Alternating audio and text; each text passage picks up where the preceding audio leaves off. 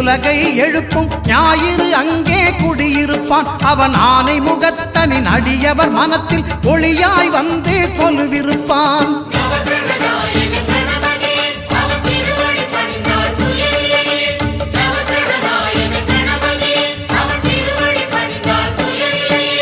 ஒன்பது கோளும் ஒன்றாய் காண அங்கு கற்பகம் என்னும் கடவுளின் மெய்யில்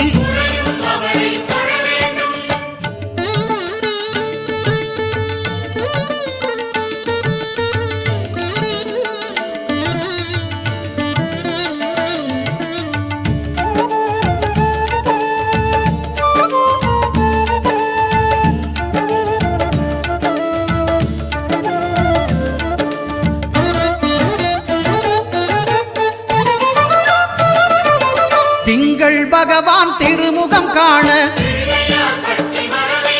அங்கு கற்பக பெருமான் தொப்புள் குழியில்